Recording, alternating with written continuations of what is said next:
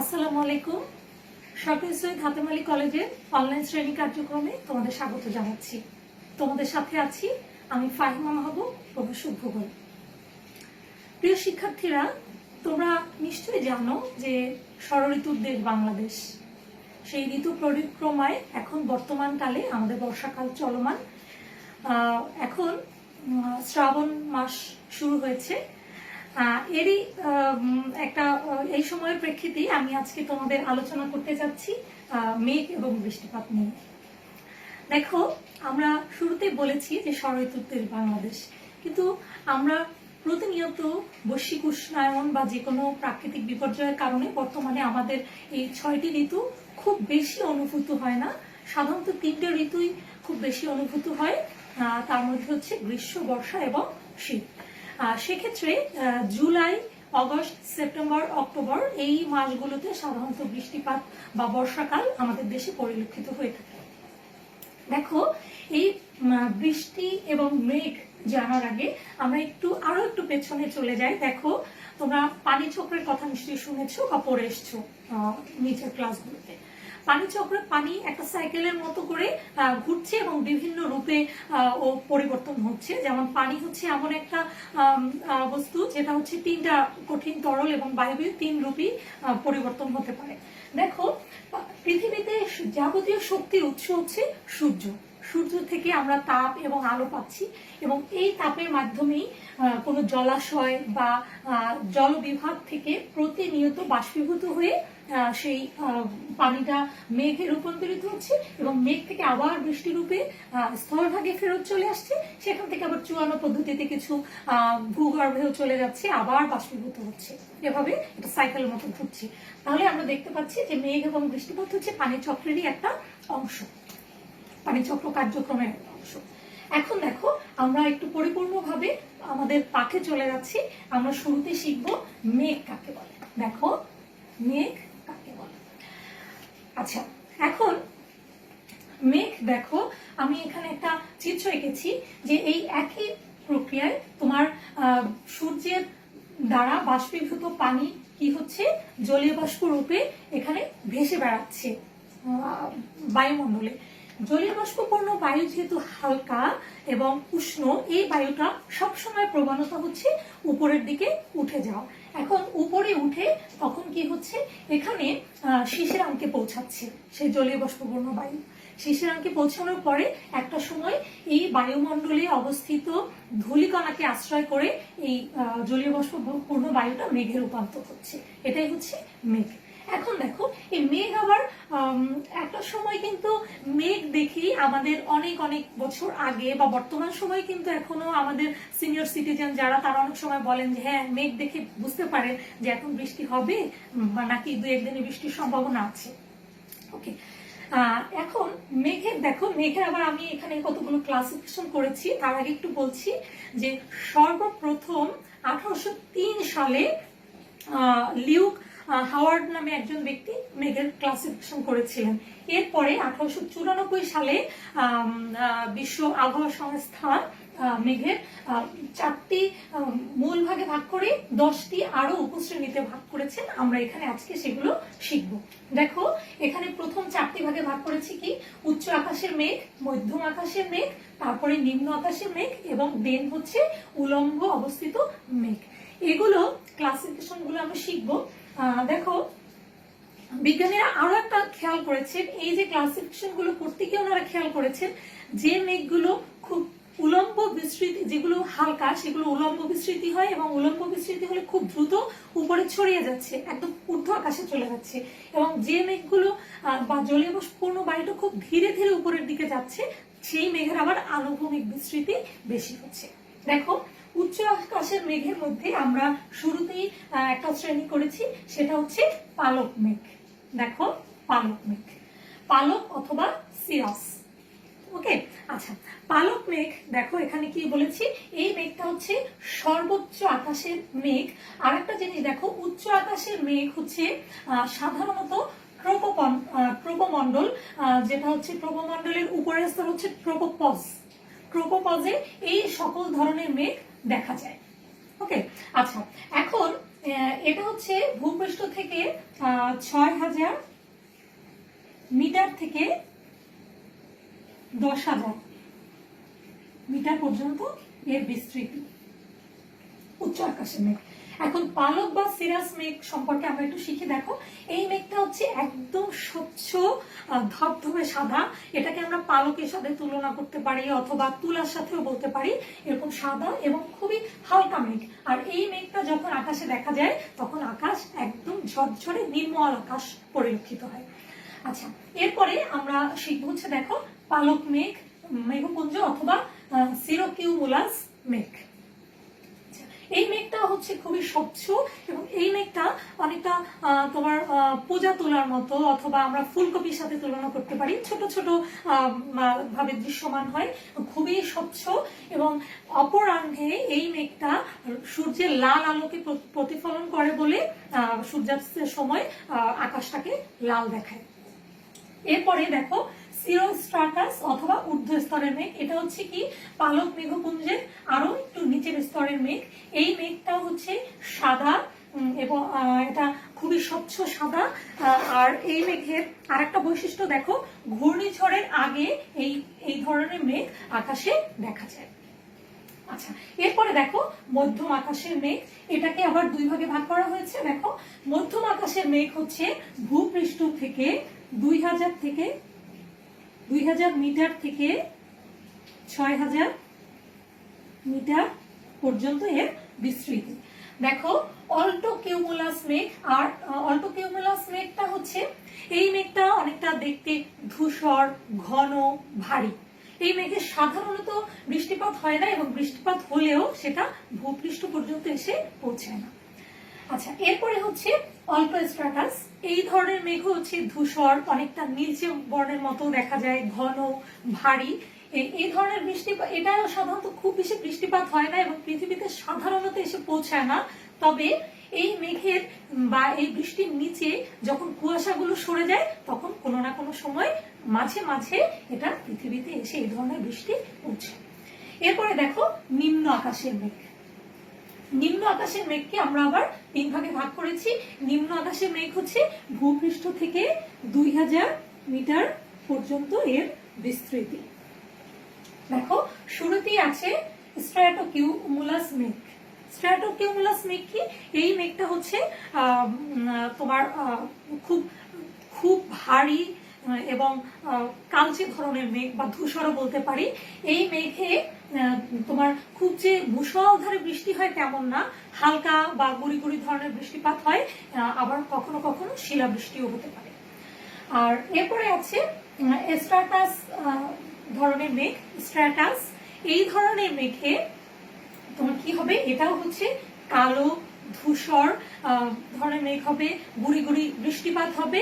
আর এই ধরনের মেঘে বিমান পরিচালনা করার জন্য খুবই বিপজ্জনক। এই ধরনের মেঘ আকাশে থাকলে বিমান চালানো টাফ হয়ে যায়। আর এরপরে হচ্ছে নিম্ন স্ট্র্যাটাস মেঘ। এখন এই মেঘটা হচ্ছে বিমান চালানোর জন্য বা পর্বত আরোহী যারা তাদের জন্য খুবই বিপজ্জনক। এই ধরনের মেঘ হচ্ছে কালচে বা ধূসর ধরনের মেঘ, ঘন এবং ভারী ধরনের। আচ্ছা, এরপরে আরেক ধরনের আমরা ক্লাসিফিকেশন এখানে দেখতে পাই। দেখো, উলম্ব অবস্থিত মেঘ। এক নম্বরে হচ্ছে মেঘপুঞ্জ। মেঘপুঞ্জ নাম শুনেই তোমরা বুঝতে পারছো নিশ্চয়ই, মেঘপুঞ্জ মানে পুঞ্জীভূত হয়ে যে ধরনের মেঘ দেখা যাবে। এই ধরনের মেঘ আকাশে দেখলে সেটা খুবই নির্মল এবং সুন্দর আকাশ পরিলক্ষিত হয়। বাংলাদেশে সাধারণত গ্রীষ্মকালে বা শরৎকালে এই ধরনের মেঘ পরিলক্ষিত হয়। তোমরা নিশ্চয়ই খেয়াল করবে শরতের আকাশ কিন্তু অনেক সুন্দর। আচ্ছা, এরপরে দেখো ঝোড়পুঞ্জ মেঘ। ঝোড়পুঞ্জ মেঘ নাম শুনেও তোমরা বুঝতে পারছো এটা কোন ধরনের মেঘ। এই ধরনের মেঘ হচ্ছে খুবই ঘন কালো মেঘে আকাশ ছেয়ে যায় এবং খুবই বজ্র সহ বৃষ্টিপাত হয়। বাংলাদেশে এই ধরনের মেঘে কালবৈশাখী ঝড়, গ্রীষ্মকালে যে কালবৈশাখী ঝড় হয় সেটা বাংলাদেশে পরিলক্ষিত হয়। ওকে, তাহলে আমরা দেখো মোটামুটি আমরা মেঘের ক্লাসিফিকেশন শিখেছি, কিন্তু একটা জিনিস খেয়াল করবে যে আমাদের বিমান আকাশে যে চলাচল করে সেটা সাধারণত এই যে উচ্চ আকাশের মেঘ এর মাঝ থেকে অথবা এরও উপর থেকে বিমান পরিচালিত হয়। না হলে দেখো আমরা দেখেছি যে নিম্ন আকাশের মেঘের মধ্যে থেকে কিন্তু একদমই বিমান পরিচালনা করা সম্ভব নয়। আচ্ছা, এখন দেখো আমরা মেঘ শিখলাম, মেঘ থেকে আমরা চলে যাব বৃষ্টিপাত।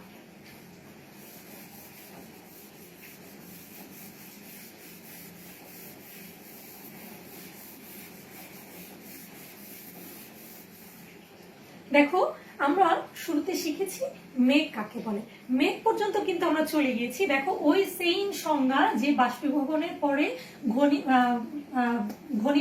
ঘনীভবনের পরে সেই যে মেঘ সৃষ্টি হলো, সেই মেঘটা একসময় কি হবে, শিশিরাঙ্কে পৌঁছানোর পরে যখন ক্ষুদ্র ক্ষুদ্র জলকণায় রূপান্তর হচ্ছে এবং আকাশে ভেসে বেড়াবে, তো একটা সময় কি হবে, এই জলকণাগুলো আস্তে আস্তে আরো কাছে কাছে এসে জলকণাগুলো আরো বড় রূপ ধারণ করবে এবং একটা সময় নিজের ভার যখন সহ্য করতে না পারবে, আরো ভারী হয়ে যাবে, তখন কি হবে, মাধ্যাকর্ষণ শক্তির আকর্ষণের কারণে বৃষ্টি রূপে আবার পৃথিবীতে চলে আসবে। তাহলে আমরা শিখলাম বৃষ্টি কাকে বলে।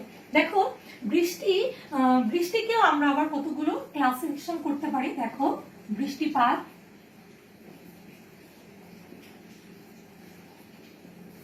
এটাকে আমরা যদি ভাগ করি, দেখো এটাকে আমরা 4 ভাগে ভাগ করেছি।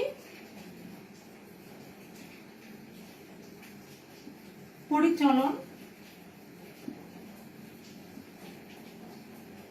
শৈলক্ষেপ,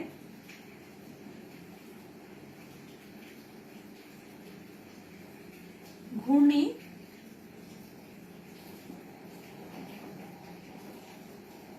আর সংঘর্ষ বৃষ্টি। আচ্ছা, এখন দেখো আমরা শুরুতেই শিখবো পরিচলন বৃষ্টিপাত বা পরিচালন প্রক্রিয়া কি ধরনের বৃষ্টিপাত হয় সেটা একটু শিখি। দেখো এই পরিচালন বৃষ্টিপাত শেখার আগে আমরা এই যে চিত্রটা আমাদের পূর্ববর্তী আলোচনায় ছিল, এই চিত্রটাকে আমরা বেস করে শিখবো। দেখো পরিচালন প্রক্রিয়ায় যে ধরনের বৃষ্টিপাত হয় তাকে আমরা পরিচালন বৃষ্টিপাত বলছি। পরিচালন প্রক্রিয়া কি, বায়ুতে বা জলীয় বাষ্পটা পরিচালন প্রক্রিয়ায় এটা আবর্তিত হয়। তোমরা নিশ্চয়ই জানো যে বায়ুর ধর্ম হচ্ছে উচ্চচাপ অঞ্চল থেকে নিম্নচাপ অঞ্চলের দিকে প্রবাহিত হওয়া। দেখো পরিচালন প্রক্রিয়ায় বৃষ্টিপাতটা কেমন হয়, আমরা যদি এটা অঞ্চল বলি, অঞ্চলটা একটু দেখো, তোমাদের একটু ম্যাপে দেখাচ্ছি। পরিচালন প্রক্রিয়ায় সাধারণত বৃষ্টিপাত কোথায় হয়, আমরা ম্যাপে একটু দেখি। পৃথিবীতে আরো আগে বলেছি যে সকল শক্তির উৎস হচ্ছে সূর্য।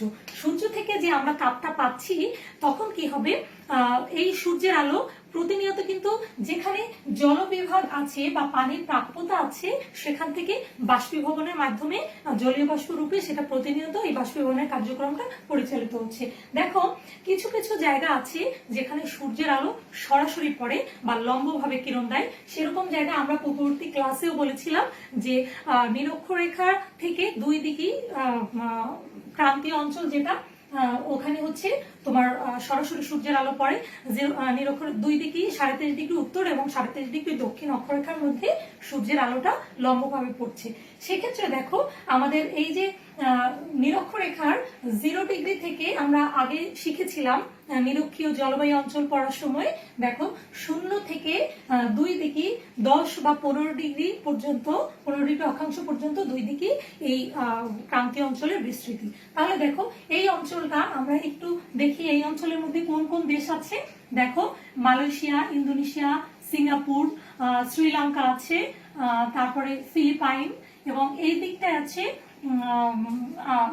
ব্রাজিলের আমাজন অববাহিকা এবং আফ্রিকার কঙ্গো অববাহিকা। এই সব জোনটাই হচ্ছে তোমার ক্রান্তীয় বৃষ্টিপাত এই অঞ্চলে পরিলক্ষিত হয়। আচ্ছা, তোমরা একটু দেখবে ছবির মাধ্যমে আমরা বুঝতে পারছি। দেখো মূলত এই যে মালয়েশিয়া, সিঙ্গাপুর, ইন্দোনেশিয়া, এই জোনটায় এখানে কিন্তু প্রচুর পানির প্রাপ্যতা। এই যে দেখো এই জায়গাটা হচ্ছে পানির প্রাপ্যতা হচ্ছে প্রচুর, এবং এখান থেকে খুব বেশি পরিমাণে বাষ্পীভবন হয়, এবং বাষ্পীভবনের ফলে কি হচ্ছে, দেখো যত বেশি বাষ্পীভবন তত বেশি বৃষ্টিপাত। এখন এই জোনটায় আমি আগের ক্লাসেও বলেছি যে এত বেশি বৃষ্টিপাত হয় যে এখানে হচ্ছে তোমার ঘন অরণ্যের সৃষ্টি হয়েছে, নিরক্ষীয় অরণ্যের সৃষ্টি হয়েছে।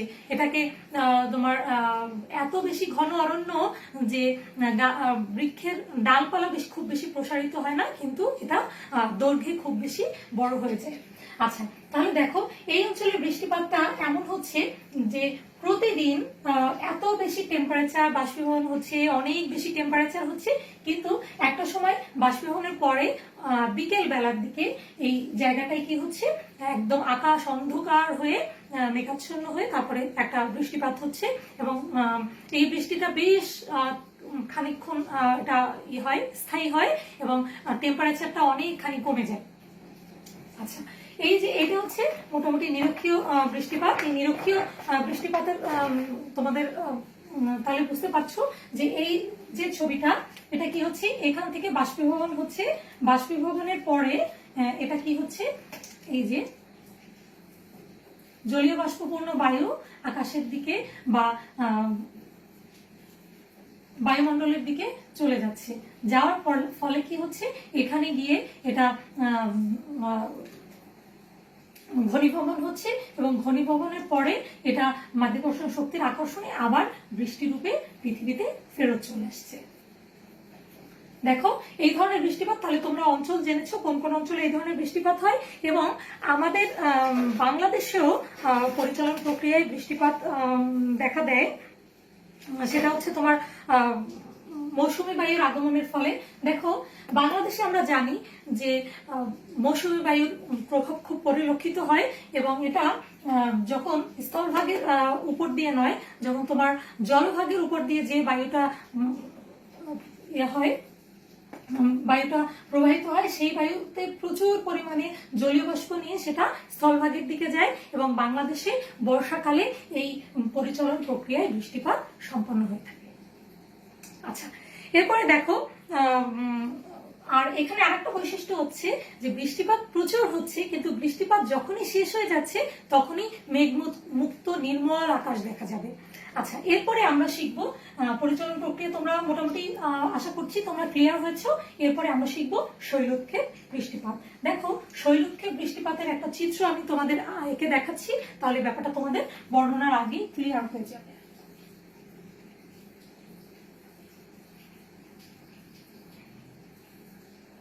দেখো কোন স্থানে যদি জলীয় বাষ্পপূর্ণ বায়ু, উষ্ণ এবং আর্দ্র জলীয় বাষ্পপূর্ণ বায়ু প্রবাহিত হচ্ছে, হওয়ার পথে যদি কখনো কোনো উঁচু পাহাড় পর্বত বা উঁচু কোনো ভূমিরূপের কথা বলি, যদি অবস্থান করে, তাহলে এই যে জলীয় বাষ্পপূর্ণ বায়ুটা কি হচ্ছে, এখানে চলমান হওয়ার পথে ও কি হচ্ছে, এই পাহাড় বা পর্বতে ধাক্কা খেয়ে উপরে উঠে যাওয়ার একটা প্রবণতা লক্ষ্য করা যায়।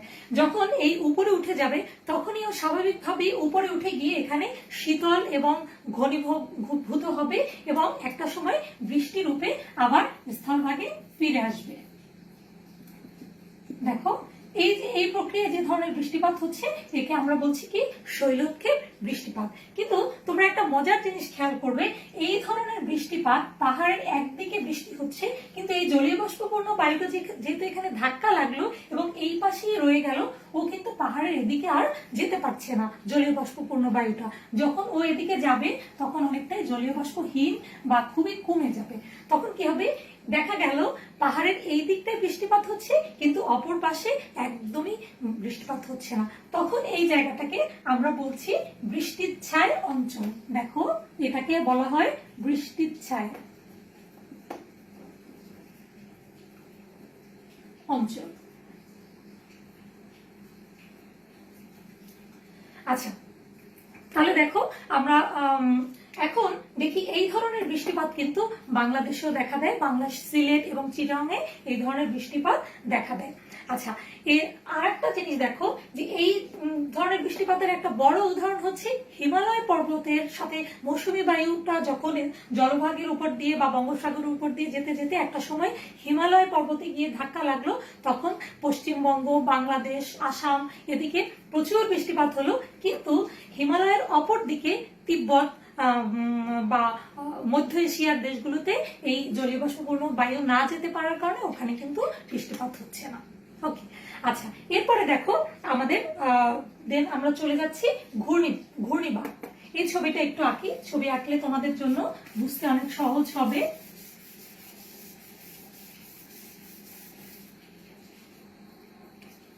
দেখো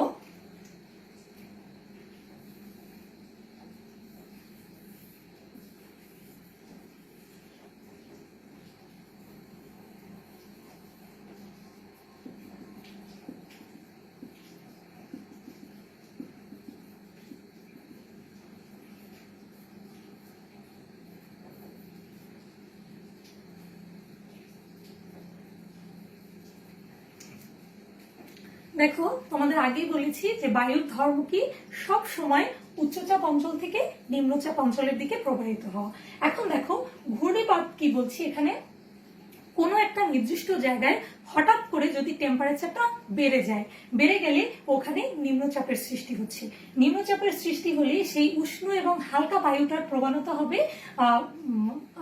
উপরের দিকে চলে যাওয়ার প্রবণতা হবে। তখন কি হবে, এই বায়ুটা যখন চলে গেল তখন এই যে ফাঁকা জায়গাটা পূরণ করার জন্য পার্শ্ববর্তী শীতল বায়ুটা আবার এই জায়গায় এসে আবার উষ্ণ এবং আর্দ্র হয়ে উপরে যাচ্ছে। এদিক থেকেও সেম ব্যাপার ঘটছে, উপরে উষ্ণ এবং আর্দ্র হয়ে উপরে যাচ্ছে এবং উপরে গিয়ে ঘনীভবন হয়ে মেঘে রূপান্তরিত হয়ে এবং বৃষ্টি রূপে আবার ফেরত চলে আসছে। এই প্রক্রিয়া যে ধরনের বৃষ্টিপাত হচ্ছে একে আমরা বলছি হচ্ছে ঘূর্ণিবাত। আচ্ছা, দেখো এই ধরনের বৃষ্টিপাতে আমরা বাংলাদেশে যেটা বলি মৌসুমী বায়ুর আগমনের পূর্বে এবং পরে বাংলাদেশে এই ধরনের প্রক্রিয়ায় বৃষ্টিপাত দেখা দেয়। এই ধরনের বৃষ্টিপাত সাধারণত বজ্র সহ বৃষ্টিপাত হয়ে থাকে। আচ্ছা, বাংলাদেশের কালবৈশাখী ঝড় হচ্ছে এর একটা অন্যতম উদাহরণ। আচ্ছা, এখন আরো একটা উদাহরণ আমরা জানি। দেখো সাধারণত ক্রান্তীয় এবং নাতিশীতোষ্ণ অঞ্চলে এই ধরনের বৃষ্টিপাত বেশি পরিলক্ষিত হয়। তোমরা নিশ্চয়ই বুঝতে পারছো ক্রান্তীয় এবং নাতিশীতোষ্ণ অঞ্চল কোনটা। ক্রান্তীয় অঞ্চল হচ্ছে 23.5 ডিগ্রি উত্তর এবং দক্ষিণ অক্ষাংশ থেকে অংশটা বা এর আশেপাশের দুই দিকে কিছু অংশ বিস্তৃত হচ্ছে ক্রান্তীয় অঞ্চল। এবং নাতিশীতোষ্ণ অঞ্চল তোমরা তো নিশ্চয়ই জানো যে আমরা 23.5 থেকে 30 ডিগ্রি অক্ষরেখা থেকে 60 ডিগ্রি অক্ষরেখা পর্যন্ত উভয় দিকে নাতিশীতোষ্ণ মণ্ডল বিস্তৃত। আচ্ছা, এরপরে দেখো আমরা ঘূর্ণিবাত শেখার পরে আমরা শিখবো হচ্ছে সংঘর্ষ বৃষ্টিপাত। দেখো সংঘর্ষ বৃষ্টিপাতের আমরা একটা চিত্র এঁকে নিচ্ছি।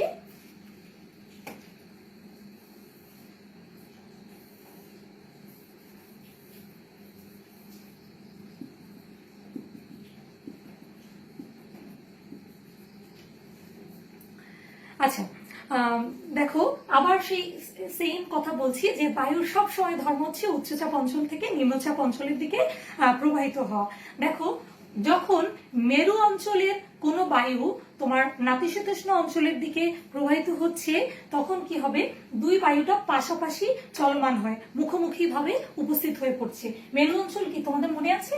এই যে দেখো আমরা কোথায় জানো 0 ডিগ্রি মেরু অঞ্চলটা হচ্ছে এই যে দুই মেরু হচ্ছে এদিকে। তাহলে কি হচ্ছে, মেরু অঞ্চল থেকে কোথায় আসছে, নাতিশীতোষ্ণ অঞ্চলের দিকে যে বায়ুটা প্রবাহিত হচ্ছে এই বায়ুটা দুটো বায়ুর মুখোমুখি সংঘর্ষ হচ্ছে, একটা শীতল বায়ু আর একটা হচ্ছে নাতিশীতোষ্ণ বায়ু। এই দুটো বা উষ্ণ বায়ু আমরা যেটাকে বলতে পারছি, এই দুটো বায়ু হচ্ছে পাশাপাশি মুখোমুখি হচ্ছে। মুখোমুখি হলে কি হচ্ছে, শীতল বায়ুটা উষ্ণ বায়ুকে ধাক্কা দিচ্ছে এবং উষ্ণ বায়ুটা উপরের দিকে বা তোমার বায়ুমণ্ডলের উপরের দিকে চলে যাওয়ার প্রবণতা তৈরি হচ্ছে। তখন কি হবে, উপরের দিকে গিয়ে এই বায়ুটা তোমার আরো বেশি ঘনীভূত হয়ে আবার বৃষ্টিপাত ঘটাচ্ছে। এখন দেখো এই যে এরকম পাশাপাশি দুটো বায়ু চলমান, কিন্তু এখানে আবার বৃষ্টিপাত হচ্ছে। এইটা হচ্ছে উষ্ণ এবং আর্দ্র বায়ু, উষ্ণ ও আর্দ্র বায়ু। এটা হচ্ছে শীতল বায়ু।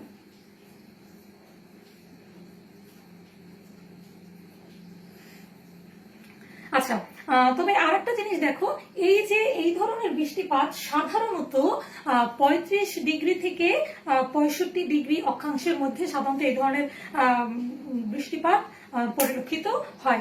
এটা কোথায়? মেরুদেশীয় শীতল এবং ক্রান্তীয় বায়ুর মধ্যবর্তী এই ধরনের বৃষ্টিপাত সংঘটিত হয়ে থাকে। আর বাংলাদেশে এই ধরনের বৃষ্টিপাত দেখা দেয় কখন? কালবৈশাখী যে ঝড়টা আসছে গ্রীষ্মকালে, গ্রীষ্মকালে বাংলাদেশেও এই ধরনের বৃষ্টিপাত পরিলক্ষিত হয়ে থাকে। আচ্ছা, তাহলে দেখো আজকের ক্লাসে আমরা কি শিখলাম? মেঘের আমরা ক্লাসিফিকেশন করেছিলাম, 4টা গোত্রে ভাগ করেছি এবং সেটাকে আরো 10টা উপশ্রেণীতে ভাগ করেছি। এবং বৃষ্টিপাত শিখেছি। দেখো বৃষ্টিপাত যে আমরা প্রতিনিয়ত দেখছি বৃষ্টি হচ্ছে, তাহলে আজ থেকে তোমরা বুঝতে পারলে এবং বলতে পারবে কোন সময় কোন ধরনের বৃষ্টিপাত হয়, এবং তোমরা সেই বৃষ্টির নামও শিখে যাচ্ছ। দেখো পরিচলন, শৈলোৎক্ষেপ, ঘূর্ণি এবং সংঘর্ষ, এই 4 ধরনের প্রক্রিয়ায় সাধারণত পৃথিবীতে বৃষ্টিপাত হয়ে থাকে। এছাড়া আরো আঞ্চলিক কিছু ছোটখাটো বৃষ্টিপাত হয় যেগুলো খুব একটা উল্লেখযোগ্য নয়, তবে এই 4 ধরনের বৃষ্টিপাতই হচ্ছে মুখ্য। ওকে, তাহলে আজ এই পর্যন্তই। তোমাদের যদি কোনো প্রশ্ন থেকে থাকে তোমরা প্রশ্ন করবে আশা করছি। আর পরবর্তী ক্লাসে আবার তোমাদের সাথে দেখা হবে। ধন্যবাদ।